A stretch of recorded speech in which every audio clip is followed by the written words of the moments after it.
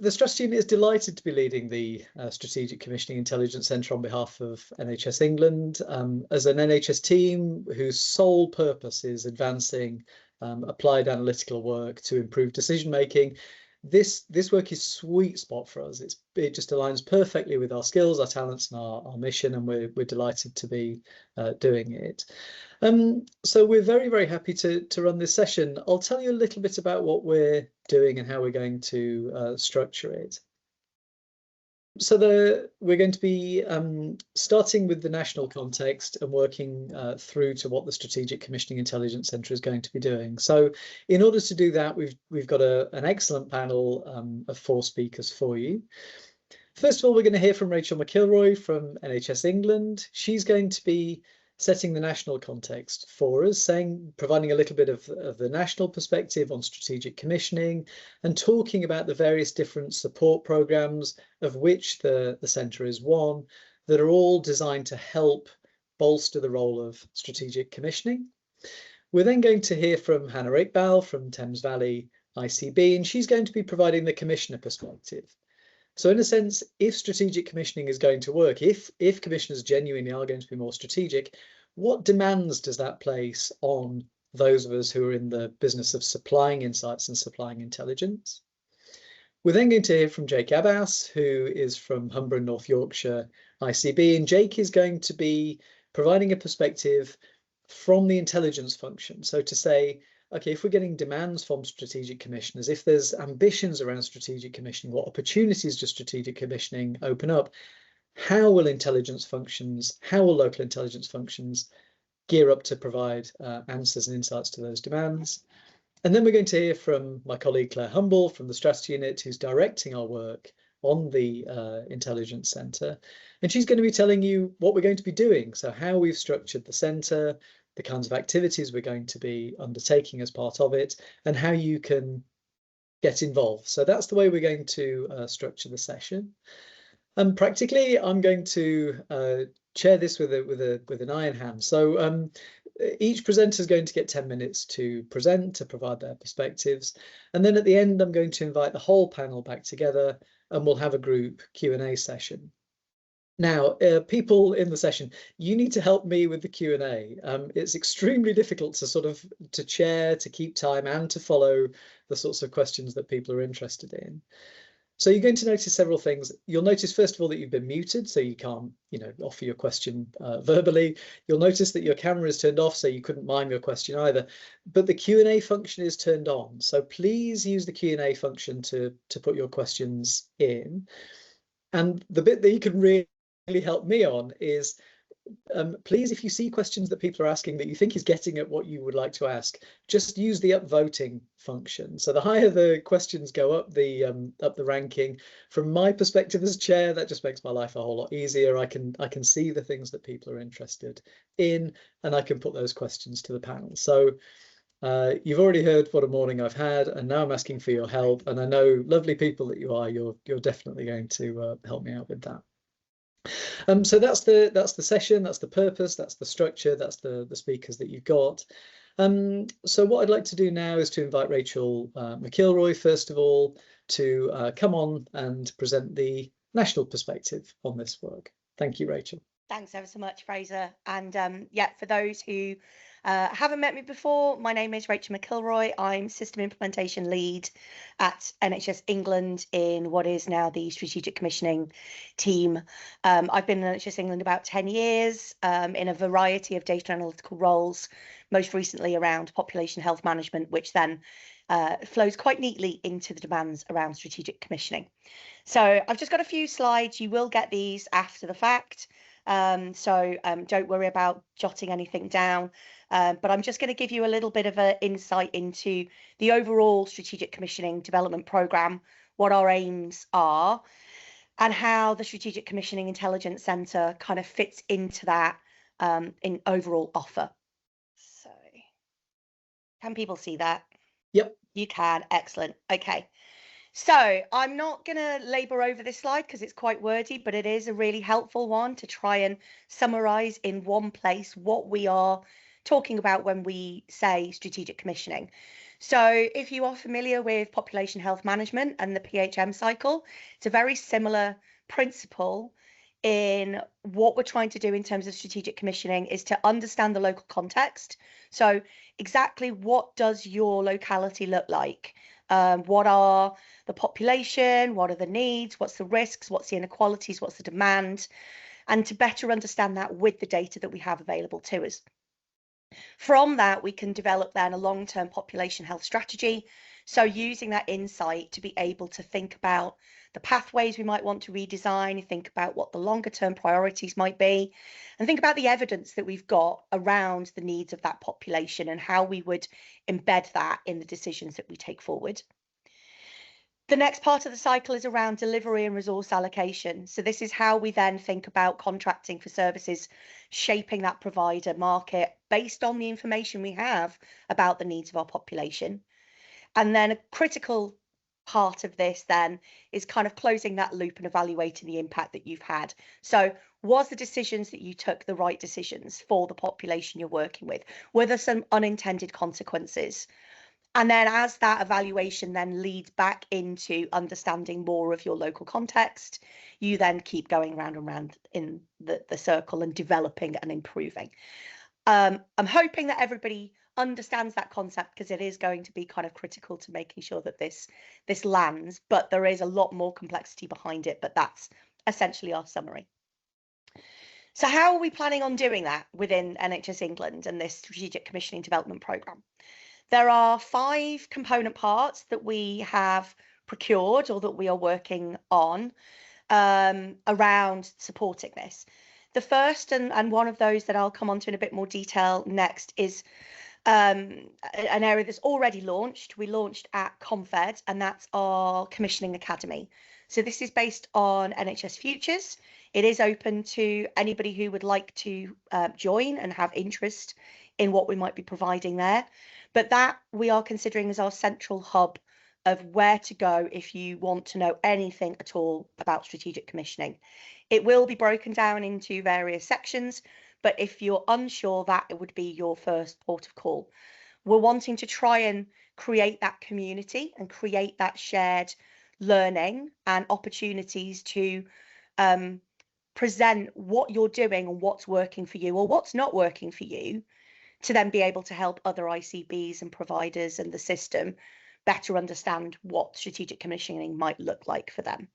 We're very aware that ICBs are in very different positions right now, especially in light of the restructures, and not everybody has got kind of everybody in post or everybody lined up as they need to be. So we're very keen that this programme reflects where you're at, we meet you where you're at, and that we help with all of those issues that you might have or any of those questions that you have about how to get this embedded into your future ways of working. So that's the Academy. We've also got a part on leadership and decision making. So this is around targeted development for boards and for senior leaders. So thinking about, how will you better use that decision support that we'll be looking to provide? How will the focus on outcomes and further strategic planning change how you might lead and make those decisions? We have the biggest chunk of our work is in what we're calling applied commissioning. So this is going to be an 18-month set of action learning sets where we will be working directly with ICBs, every ICB, to work through specific pieces of training and learning about your own ICB and about how you would do strategic commissioning in practice. So that's 6 structured phases covering population insight, evaluation, analytical and commercial support, market management, etc. So we'll be taking you through all of those processes in that kind of more direct way. We also have, and I'll jump a bit around policy partnerships and service models. So as well as what we're trying to do around strategic commissioning, there's a lot of other things happening in the way that the NHS is structured with IHOs and looking at neighbourhood health programmes. So we're making sure that all of those policy updates and service models are fed into the way that we're working, so that we're not ending up kind of going, oh, well, we're doing this, but actually the policy is shifting around it. We're not taking account of that. We are. So that's a piece of work that's looking at sort of how the IHO and modern service framework might develop and how that impacts strategic commissioning. And then our bit is intelligence outcome and evaluation. So this is the Strategic Commissioning Intelligence Centre. And as part of this, we're looking at how we then support ICBs to use their data in the best way possible to inform strategic commissioning. As part of that as well, there will also be how to make good decisions using data, and also support to our analytical teams in how to upskill in some of those areas that they may not have come across in their existing roles. So things like allocative efficiency and evaluation. So we'll be looking at not only supporting the decision making, but also supporting the decision makers and the analysts who are part of doing that. So the Strategic Commissioning Intelligence Centre has kind of 4 main components. There's a lot going on, but we would just like to pick out a couple of things. The NHS England have developed, as part of their FDP offer, a strategic commissioning tool. This is what's called in general availability now, so any ICB can sign up to have that deployed to their own local tenant. That is a tool that we're hoping enables you to draw in all sorts of different data sources and start to kind of model what might happen if you were to make this decision, what might happen if you were to look at this in this way. So if you're interested in that, please do let me know, and I can put you in touch with the FDP team if you haven't done that already. There's a whole load, as I've just mentioned, around some of the understanding of economics and actuarial support. So some of the cost benefit analysis that some of the analysts might not be as familiar with. So demand and utilization forecasting, etc., return on investment. So we've got a big chunk of looking at some of those methodologies that you may not have been as familiar with in the work that you've been doing up until now, and making sure that everybody has a good understanding of what that means and how it's applied to strategic commissioning. We will also be looking at sharing a network of how do we share all of the stuff that we already know, how do we make that available to everybody, how are we making sure that kind of we're doing standardized approaches to analytics. We're also really interested in if there are things that we could do at scale on behalf of all ICBs. So if you're all going to be doing a bit of a skills audit, how might we do that standardly in a shared way? So there's some bits and pieces there that we're trying to think about how we share some of the models and the analytics that we're doing, as well as kind of supporting some of those pipeline decisions. And then elements around evidence reviews and synthesis. So as I mentioned, there's a big push on this around evaluation. How do we know that any of this has worked, that it's had the impact we've expected? And again, making sure that we can make confident decisions based on evaluations of the analysis and based on evaluations of the impact. Rushing through that, so I'll take a breath. But there are lots and lots of other parts to this as well, including the National Analytical Network, which I know that we'll be talking about later on in this call. So I won't steal a thunder of the strategy unit on that. But my last couple of slides, I just wanted to pick up on what you can do right now and what's coming. So I am being told that we are getting an influx from this call of people signing up to the Commissioning Academy, which is excellent. So if you haven't already done that, please do. I will put the link in the chat for you to go to the Commissioning Academy. That is your one-stop shop for everything. What we have there already is a couple of things. We have a capability self-assessment toolkit, which we would encourage you to do within your ICBs, either as a small team on your own, across the whole ICB, whatever works for you. But this is a way of looking at where are you in terms of the skills and capabilities and services needed to support strategic commissioning. You know, what does your intelligence function look like? You know, what does your leadership look like? What's your current commissioning capabilities looking like? So a bit of a baseline for you before you would join in the program. We've also got the Introduction to Strategic Commissioning e-module, which is includes a number of us from our team who have been put in front of the camera to talk a little bit about what it actually is and why we should be doing it. It's broken down into component parts, so you can watch 5 or 6 minutes at a time. It's about 45 minutes in total if you want to do it in one go, but it really sets the kind of level of understanding of what we mean by strategic commissioning, what it's going to mean for you, and sort of all of the sort of basic questions we hope that we would have covered. We've also got the Learning Forum. So like any NHS England Futures platform, we have discussions forums as part of that. So please do join in with that, where you'll be able to chat with other people. And we've also already kicked off a piece of work with the fabulous Muir Gray around his faculty for value-based care. So value-based care is very much part of strategic commissioning.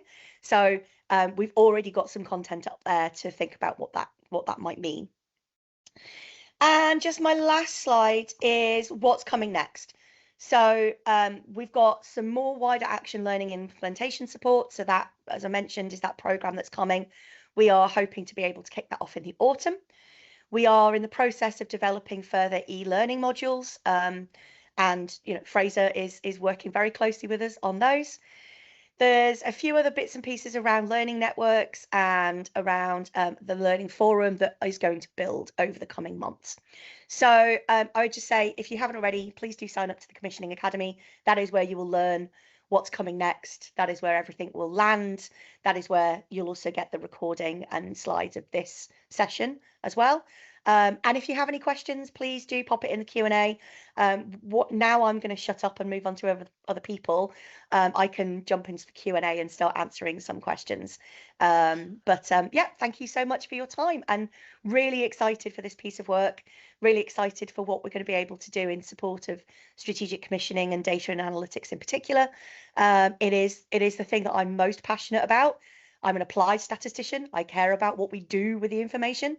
So as Fraser said, this is right up our street. This is my wheelhouse, and very excited to get going with you all. Thank you.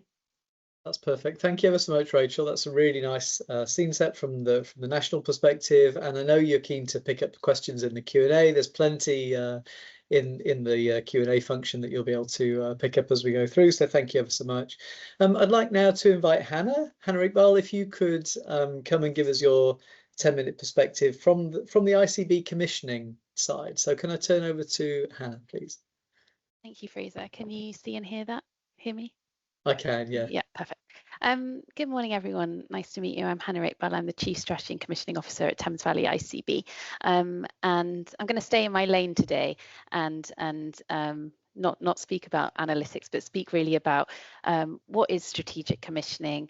When we talk about a commissioner perspective, actually, we've bolted this word strategic into it. What does that mean? And what's the relationship, therefore, with the information and insights we might need? So there we go. So with some of our teams in the Thames Valley, we've been thinking a lot about this question.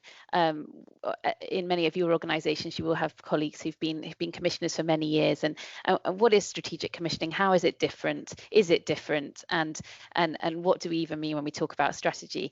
And just to share my story with 600 people, when I used to work at NHS England, and I was a policy officer, strategy person, but I never had strategy in my job title. And then I moved into a provider, and they gave me the role of director of strategy, and I got really intimidated, and I thought, you know what, I'm not a management consultant, I don't really know what strategy is. So I was living in Oxford, and I went to this big bookshop in Oxford and thought, well, okay, Oxford's very clever, I'll get all the clever books. And I sat down on the floor and I got all these strategy books, and I tried to teach myself what strategy was so I could do this job.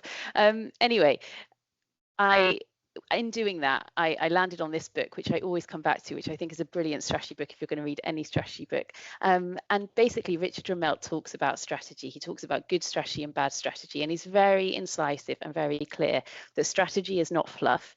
Strategy is not slide deck. Strategy is not nice glossy documents. Many of the things that actually we kind of think about strategy in the NHS being. Strategy is actually, it comes from the military, as I'll talk about in a minute, but really it's about getting to the core of an issue, and effective strategies are designs of coordinated actions aimed at overcoming specific challenges. as a strategy person, you often kind of hear people say, oh yeah, no, that strategy is very nice, Hannah, we don't really have time for that, we need to focus on delivery. But his point actually is that good strategy is about delivery. It's about identifying what are the critical things that are going on in a situation and how are we going to act or deliver to affect them. And there's a really important role for intelligence in this, which is why I wanted to talk about this today. Sorry, my clicker is dodgy today. There we go. So if we start with kind of what is strategy and what is it not, and none of this is my idea, it's all stolen from Richard. But basically, as you will have found, and as we often found, too many strategies are fluffy, kind of wishy-washy documents. In the NHS, they can read a bit like we want to do the right thing, but actually there's no kind of intellectual clarity about how we might do the right thing. So we might say we want to deliver for patients and the population, but we don't really think about, well, where are we starting from and what are the choices and the decisions we need to make to improve things. So he's quite harsh here. He talks about bland word salads masquerading as strategies, but what's the kind of key difference between good strategy and bad strategy is this point over there, which is around lacking astute diagnosis. And I think it's about not understanding where you're starting from. So when he talks about what strategy actually is, he talks about strategy coming from the Greek, and it's around a military kind of context where a general might be facing any challenge and thinking about how do I marshal my resources, my army and my kind of weaponry to deal with this challenge in front of me. So it's very action oriented and it's very grounded in reality. So if the kind of nub of strategy is thinking about how do you focus energy and resources on where they'll do the most good, really you can't really do strategy unless you understand your context. So there we go. So when he talks about strategy, he talks about it in three simple ways.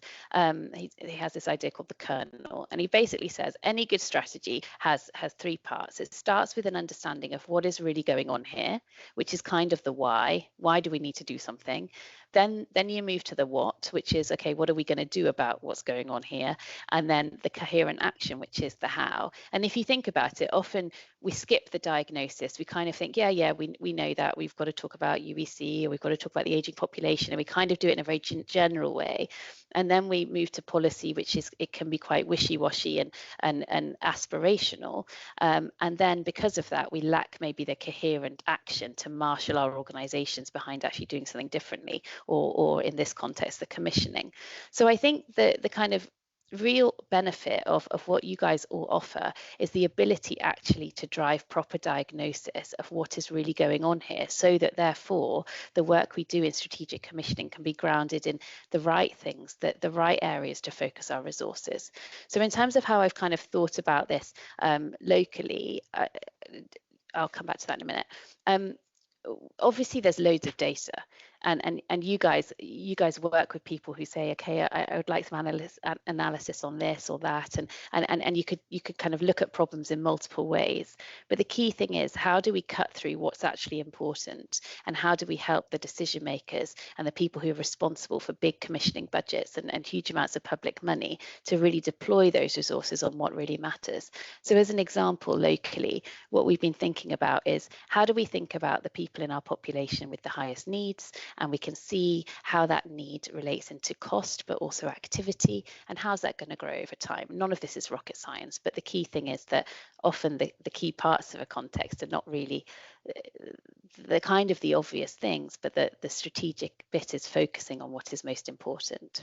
So if we see that's the kind of current demand, we see that group that's driving a third of all activity in our system is going to grow 11% over the next 5 years. And clearly we don't have enough hospital beds for that frail elderly population with complex needs if we don't change. So that's just a really simple example of how we've been trying to marshal information into insight in a way that helps us drive the coherence of our strategy and then our investment. And using this, we've then been able to work with our commissioners and our system context to drive investment in actually the things that if we didn't invest in, we would be in really, really sticky issues, and our population would not be getting what they need.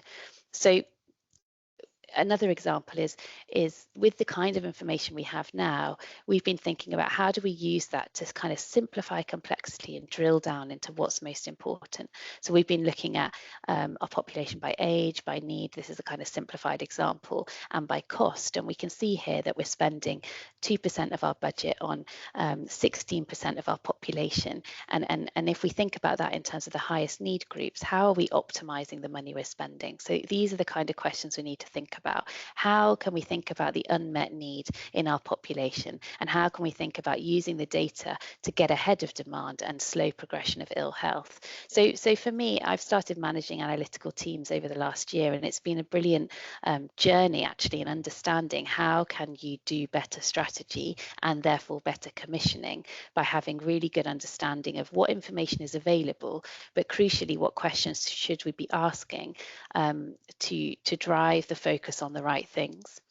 The final thing I wanted to just reflect on is that actually I think the relationship between information to insight to focus and action can be quite interesting, and Fraser at the beginning talked about I think in the framing of this bit of the session, the demands of commissioners on the analytical community. And I think that's quite interesting, because one of the things I've observed over the last year is the kind of cultural relationship between the analytical community, commissioners, strategy people, and actually I think that there are elements of that really need to change, because sometimes I can observe in my own teams everyone's busy, we're not giving enough time to really think through the questions, so we just whittle off a whole load of questions to the analysts and kind of almost outsource the thinking and say, please tell me what's important.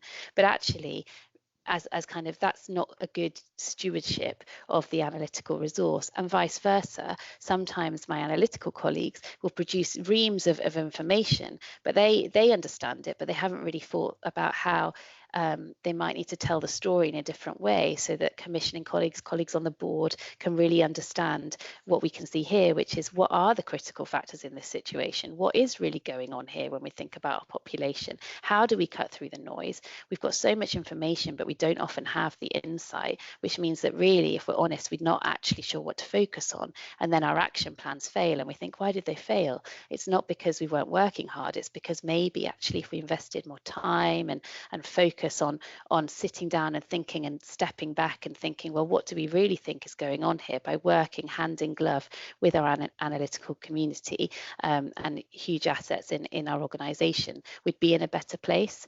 So I hope that was okay, but really I just wanted to kind of land with you a couple of things, which is, number one, I think what you do is incredibly important. Number two, I think strategic commissioning hinges on the ability of ICBs and the NHS more generally to work really well with people like you to make sure that we can get to the crux of what's going on, focus our resources on the right things, and constantly kind of have this criticality of thinking that will raise the game and mean that we're really driving the impact we need to for our population. So I wish you all well with the kind of setting up of this unit, and if anyone ever wants to reach out, really happy to get to know many of you. Thank you. No, thank you. That was excellent, and you'll have seen virtual applause ringing around the virtual room as you were speaking.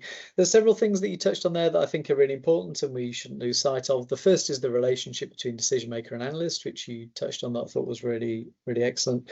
The other thing is the expression bland word salad, which I've now got forevermore. So thank you very much for that. I want to hand on now to Jake. So we've heard from the national perspective with Rachel, we've heard from the sort of commissioner and the strategy perspective from Hannah, and I now want to move on to invite Jake to give us the perspective from the intelligence function. So Jake, can I hand over to you, please?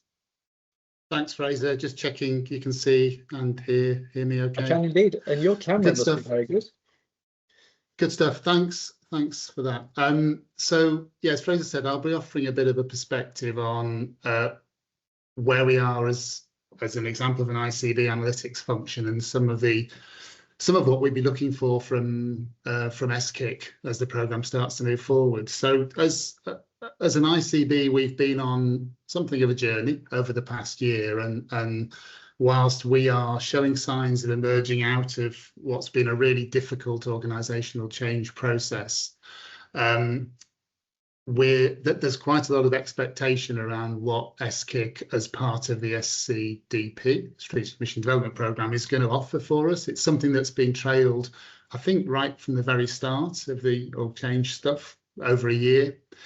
And as we get into the new operating model, I think a lot of us are all looking to see how we can draw on and use this new programme to really help us establish viable intelligence functions across the country. So no pressure as we get into that. Fraser told me in the build up to this that we were bang average as an ICB across all of those people that he spoke to as CAOs and chief analysts and others. I think I'm assured that what he meant was that we're a good representation of some of the common themes and requirements that have emerged from some of the conversations that they've been having, rather than any comments on how me and the team are doing up here in Yorkshire. So hopefully some of this will resonate with what other colleagues are experiencing and some of what we're all looking for from the programme as we go forward. So just as a little bit of a sort of way into this in terms of where we are now. So as I mentioned before, we're probably coming through the back of restructure at the moment. As with many ICB functions, we've lost significant capacity as part of the change. We've dropped from around 35 to around 22 people, analysts and others, boosted a little bit through some funded posts, but we've retained data engineering. We've got analysts, program management, insight partner roles that are going to really try and support the strategic commissioning aims of the new ICB. We're still in the midst of it, and I don't think we're that unusual. I'm not expecting the process to be finished until at least September, probably October. I guess the one of the key things for me to flag with everybody is just how difficult this process has been. And if we look at levels of stress and uncertainty and actually morale, and that's not just in the analytics function, that's across the ICBs as a whole, it's a really difficult time. So whilst we look at all of the ambitions we have around developing capability and skills, there's a really big piece around OD and getting people back on board with what we're trying to do here. And I really wouldn't underestimate that. Just really quickly flag data infrastructure. We've had really significant dependencies on our CSU, both as a desk row, but also in running our data warehouse, supporting all of our primary care extraction, re-ID, and our IT provider. They're also our IT provider. So with all of these functions being withdrawn in quite a rapid rate, that's put an enormous amount of pressure on just keeping the wheels rolling as we've gone through this change process. And one of the key things is we're looking to understand what the new National Data Management Service is going to mean for us and our data engineering functions as ICBs. So if we think about moving forward, when we read the blueprint, we were really positive in terms of how much there was around the importance of data analytics, intelligence, right across, running right through the document. If I'm honest, I think it's been a challenge to continue to push that and make the case as we've been through the process of the last months. We'd have liked to have more capacity. We could have ended up with less, but we are where we are, and I think we've got a decent base from which to build. Our chair continuously talks about us infecting the organisation with data and intelligence, which as a public health person I'm not that comfortable with, but it's from the right place. And you know, one of the challenges we've got is about how we put data analytics and insight right at the heart of strategic commissioning. You'll have all done versions of this if you've been in ICB intelligence functions. I think we borrowed this from somebody else who presented at one of the sessions that Strategy Unit ran. This is really a mapping of some of the things that we do against the commissioning cycle. And I guess the first thing I'd say is just how much there is. It's absolutely loads, and there's no one is telling me that we're doing any less than we had when we had many more people. So there's a real challenge for us to look at how we address how we build capability and capacity, whether that's through skills, training, partnership, scaling, collaboration, in order to deliver against these areas. I think the other thing that I'd say is that most of our capacity, and again, I don't think we're unusual in this, sits in performance and corporate reporting. And whilst they're really important, we need to develop some of the things that Anna talked about. We need to move into doing strategic intelligence, strategic commissioning and decision support. And I have, in my darker moments, I worry that we may get sucked back into contract management as the main thing that we're doing, you know, with work going on around deconstructing the block and recreating sort of PBR arrangements to some extent. There is a worry that we just end up sucking all of our capacity into contract management, contract analytics, and arguing over activity figures on a monthly basis, which isn't going to be helpful for some of the things that we really want to do, particularly as they're dependent on collaboration, on delivering left shifts and working across whole systems. And we're already seeing some challenges with the relationships that we have between providers and commissioners as we get into the new models. Other things I'd pick out from here, didn't include data warehousing in there. I've mentioned around data infrastructure. Clearly, we have real gaps around specialist areas. And again, there'll be no surprises in terms of what's come out. Some of the things that Rachel mentioned earlier on, whether it's health economics, forecasting, modelling, data science, evaluation, are all areas where we are looking to collaborate, whether that's through academic partners, whether it's through working with colleagues in other local organisations, particularly public health and local authorities, but also through scaling models and collaboration through things like SCIC and with region and national partners. So there's a bit of a summary around some of the gaps that we have. Like I said, I think this accessing some of the more specialist skills areas. I do think we've ended up with a gap in population health analytics, which as someone who's public health trained I find quite dispiriting, particularly given how much population health sits and is up front in the model ICB and in the things we're trying to do. But you know, I think we need to lean back into that, draw on capability and capacity in our local systems, but also look at building some of that and strengthening that expertise further. And then just to finish, in terms of some of the opportunities and things we're already doing, but areas I feel are going to be really relevant for SCIC going forward. Professional development and training, you know, there's a lot going on around AFA and around professional accreditation, which is really helpful, will be great. And I think will help in some ways around morale and professional identity for the workforce, and giving people a purpose and a pathway for where we can see colleagues developing their careers. I think all of the stuff around communities of practice, networks, best practice sharing become even more important than ever.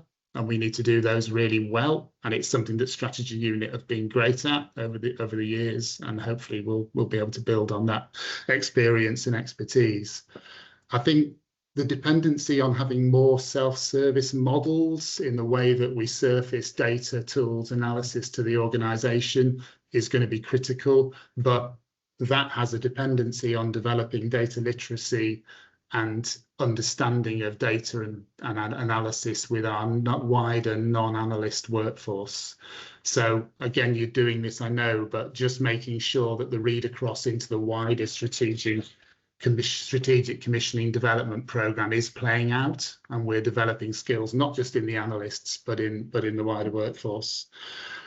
And then just to finish, scaling and collaboration is the other thing. So we've been, when we look at that map of all the things that we need to do, we're really clear that we need to strengthen our partnership intelligence function within the system. We're building on some of the BI services that we provide in, but actually we've got a lot of interest from local authority public health, from our GP federations who are involved looking to become multi-neighbourhood providers, working with health innovation networks, academia, particularly through the ARCs, and others to look at how we collaborate and scale and have jointly funded models to deliver some of what we need through collaboration. And then just finally scaling and collaboration outside of the ICB through multiple ICB collaborations. We're joining with South Yorkshire around our data infrastructure through Fabric instance, and just through some of the workforce that we need to support in those areas, but really keen to look at regional collaboration and national opportunities as well. That's all I was going to say. Hopefully that's helpful and tease up the rest of the conversation for today. Oh, that's perfect, Jake. And your final point about sharing, you know, nationally and with fellow ICBs, helped by your being bang average, apparently, which I definitely did not say. And if I did say it, yes, I did mean it in the sense of a beautiful illustration of many of the issues raised by the ICBs. I did not mean it in relation to performance. Thank you so much for that. Can I invite Claire Humble then, Claire, to as leader of the SCIC programme at the strategy unit, to come and tell us what the centre is all about, what it's going to be doing, and how people can get involved. So can I hand over to Claire, please? Yeah. Can I just check that you can see those slides? I surely can. Lovely. Yeah, there you go. So yes, so hi everyone, I'm Claire Humble. I'm Head of Strategy and Change at the Strategy Unit, and I'm leading the Strategic Commissioning Intelligence Centre. And as Fraser said, you know, we are really excited about this work in the Strategy Unit. It is very much in our kind of sweet point. So we're very, very excited. So today I'm going to talk a little bit about what we're going to be doing through the Intelligence Centre. So we've heard this morning about the overall Strategic Commissioning Development Programme. We've heard about the importance of strategy in commissioning, and we've heard around some of the opportunities and challenges, I guess, involved in making sure that intelligence plays a central role in strategic decision making. But we recognise that this really isn't straightforward at all. And, you know, across systems, colleagues are asking very important questions around how analysis can better support strategic commissioning, thinking about how we can move beyond reporting activity and performance, how we can use intelligence to better understand population need or population outcomes, what that future demand might look like, and how we can ensure that intelligence is embedded within strategic decision making rather than being brought in at the end of the process. We also know that many systems are grappling with similar challenges. So, for example, systems are asking questions about prioritization or resource allocation, and those questions are being tackled across the country and often in parallel. So while every system is different, many of the underlying challenges are shared, and one of the ambitions of the Strategic Commissioning Intelligence Centre is to create opportunities for people to work collaboratively at scale, share learning, build capability, and collectively advancing the role of analysis in decision making. So the aim of the Intelligence Centre is to support the development of analytical capability for strategic commissioning, and create those opportunities for learning and collaboration. And really importantly, I think we want to build a community of people who are shaping this agenda across the country. As Rachel said at the beginning of the session, the Intelligence Centre is a core element of the wider Strategic Commissioning Development Programme. And it's really intended to support both those working directly in analytical roles, but also those leading and using intelligence within strategic commissioning. So, like I say, I'm going to give you a brief overview of what the Intelligence Centre will offer and how you can get involved. So, the Intelligence Centre's offer is really built around these four key areas: building capability, improving decision quality, sharing expertise and learning, and creating communities to support strategic analysis and commissioning. And throughout all of these areas are opportunities for systems to learn from one another, and recognising that many organisations are navigating similar challenges and can benefit from sharing approaches and insights. So in terms of the first element of the offer, it's focused on capability development. And we know that supporting strategic commissioning is going to require a set of skills and approaches, and it's not just about producing analysis, it's about helping organisations understand complex challenges, explore options, navigate uncertainty, and support effective decision making.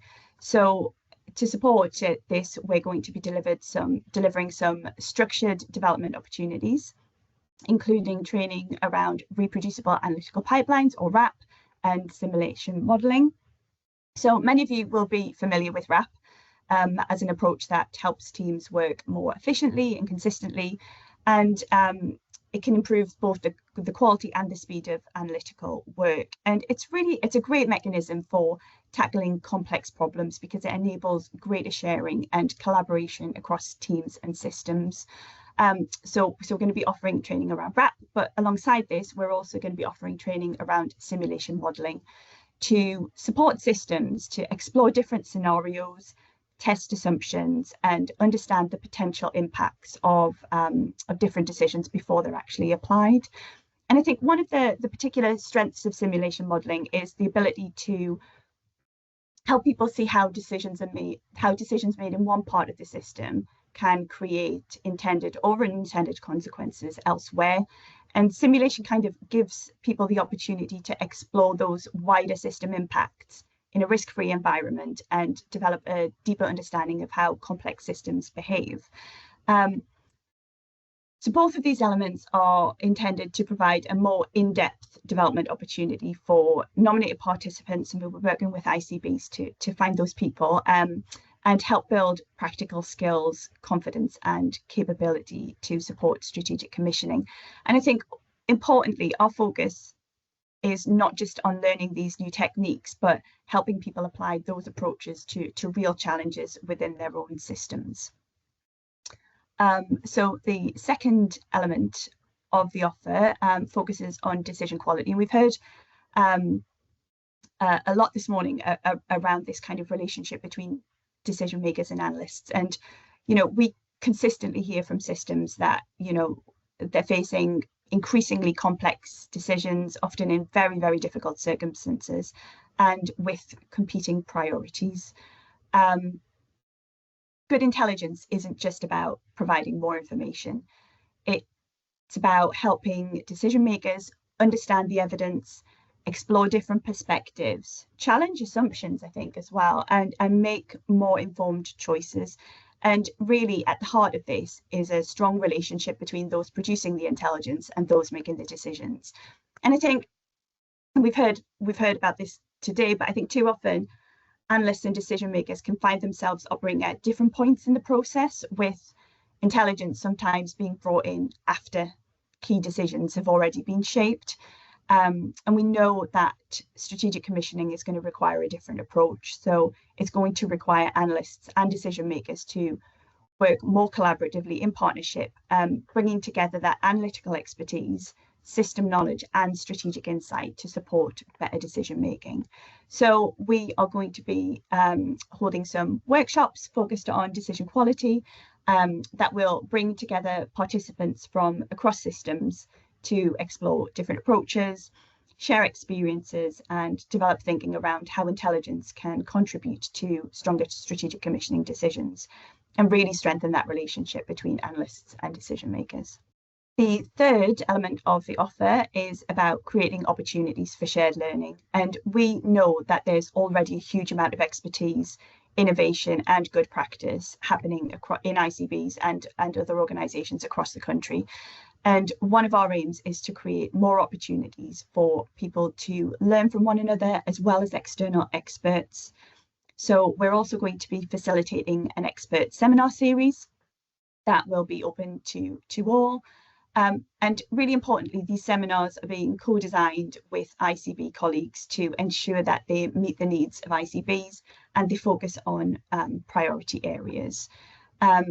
So through these sessions, we'll bring together different perspectives, explore emerging thinking, create opportunities for discussion around some of the challenges that we're facing across health and care. And the final element is building a national community around strategic commissioning intelligence. I think, Jake talked about some of the really, really significant challenges that ICBs have undergone in recent months around management of change and reduction in numbers. And I think one of the things we're also hearing is that people don't want to be doing this work in isolation, and we know that across the country there are analysts, commissioners, transformation leads, system leaders who are grappling with very, very similar challenges, but the opportunities to connect and learn from one another can sometimes be limited. So we're hoping to address that through the Intelligence Centre. We're going to be establishing a range of peer support and networking opportunities, including a National Analyst Network and an Analytical Leadership Group, both of which we're hoping will begin in September. And the National Analyst Network will provide opportunities for analysts from across the country to come together, share learning, and help strengthen strategic commissioning in practice. And a really key part of that network will be creating space for analysts to showcase the work that they're doing, share approaches that have been successful in their systems, but also discuss some of the lessons learned and share some of the challenges they've been experiencing along the way as well. It will also be an opportunity to hear from a range of speakers, explore emerging ideas, and gain insights from different perspectives across systems.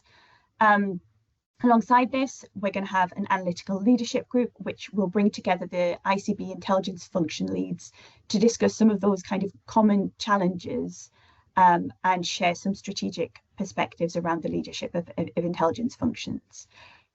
Because we recognise that, there's a lot we can provide through structured programmes and events, but actually some of the most valuable learning happens between peers who are tackling similar challenges in different places. So our goal, I guess, is not just to connect individuals, but to create a mechanism through which systems can learn from one another and work collaboratively at scale on some of the common challenges that we're experiencing across health and care.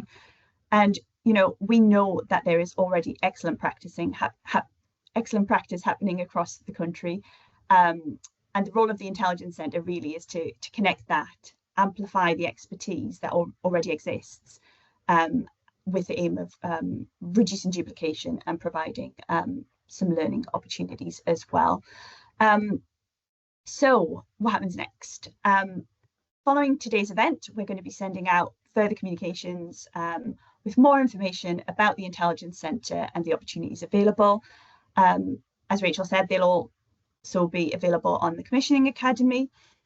And the comms are going to include details of the different elements of the offer, an opportunity to express an interest in getting involved in different elements of it, and contact details in case you've got any queries. So I'd really encourage you to look out for those communications and think about where you would like to get involved.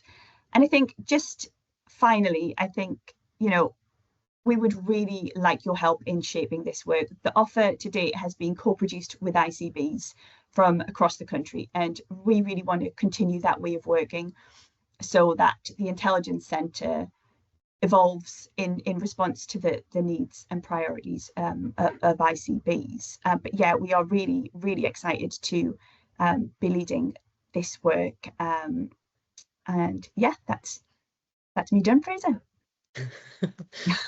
Thank you very much, Claire. Thank you. I feel like you've answered through your presentation a ton of the questions that are in the Q&A about how does this relate to that, what will be going on, and so on. So I want to bring all of the panel back, and I'm going to give you a minute each to go to single question, which I've synthesized from some of the other themes that were raised in the chat. So I want a minute each from you. The context I see that you've set out is that there's an increased emphasis on strategy, an increased emphasis on the use of intelligence, and yet the difficulty of making it happen within a system that historically at least has privileged day-to-day performance. So I want a minute from each of you. What do you think we can do this time around to make sure intelligence is used strategically and not just on a day-to-day bean counting type basis? Hannah, can I ask you that one first? I'm sorry to have to pick on someone first, but yeah, no, that's fine. I'm sorry, I was having a few tech issues through my presentation, so hopefully that worked. I think they're fixed now. So I think actually intelligence is the key that would unlock, like, what is driving current performance. It's people who are experiencing our health system. There are also people who are not experiencing our health system at different parts in the pathway, and then they're experiencing it at the end. So I think intelligence is actually the key to illuminate what is driving current performance, what is future performance likely to be, and what are the critical things that we need to address if we're going to really fix the fundamental challenges facing the health system. And it struck me, I went to a national leadership event one day, and they had the kind of the finance speaker, the operational speaker, and actually there's something about how as a NHS overall we knit that picture together more coherently and use data to do that. That's excellent, thank you. Rachel, can I give you your minute? I'm going to squeeze these now. A minute on the same question, please. Thanks, Fraser, and it's very similar really to what Hannah's just said. I think some of the comments that have been coming through as well have been, you know, how does research fit into this? How does public health fit into this? How does HINS fit into this? From a data and analytics perspective, it is so much more powerful when we bring that stuff together. But that will only happen when we have the right conversations between people that say, I have this jigsaw piece, and I have this jigsaw piece, and I have this jigsaw piece. And how do you bring that together then to tell the richer story about our population, about the demands, about the needs, about the activity? So for me, it's the communication, this bringing together of everybody, that it's not just these separate silos of work and knowledge. Strategic commissioning has got to be everybody who's got a vested interest for doing the right thing by their population, irrespective of what organisation you work for. And I think data will join us all up in that way, as long as we communicate about it too. Thank you, Rachel. And Jake, you described this as in your darker moments, you worry you might get sucked into contract management. How do we avoid your darker moments? So two things. I think there's something around bold leadership and, you know, not being bumped out of executive meetings and board meetings, because we have a burning platform, don't we? But we do have to, if we're going to do strategic commissioning, we have to have the headspace and the airtime and follow through on the things that we need to do that are going to take a bit longer, that are going to be genuinely transformative. So that's one part of it. And the other bit is, has been mentioned in the chat a few times, we need to implement use of AI and technology and automation wherever we can to make some of the more straightforward stuff more straightforward, and to free up some of the analytical time to do some of the strategic intelligence work. That's excellent. Claire, you're going to have to do this in a few words now. What would your response be? I think we have to be deliberate about the questions that we're trying to answer. And I think that needs a range of people around the table. And I think sometimes that involves analysts pushing back a bit and saying, are you sure that's really the question that you're seeking to answer? And I think there's also something about commissioners understanding the art of the possible in terms of what we can do with intelligence. That's glorious, thank you. So to pick up the most common question in the chat, we will be sharing the recording and the slides after the session, and advice and links to help you sign up to the Academy. The final thing I want to do, of course, on behalf of everyone who's attended, is to thank our speakers. So thank you so much to Hannah, to Rachel, to Jake and to Claire for today's session. And I hope today is the beginning of some long and rich involvement in the better use of analysis in decision making. So listen, thank you so much, everyone, and enjoy the rest of today. Thank you.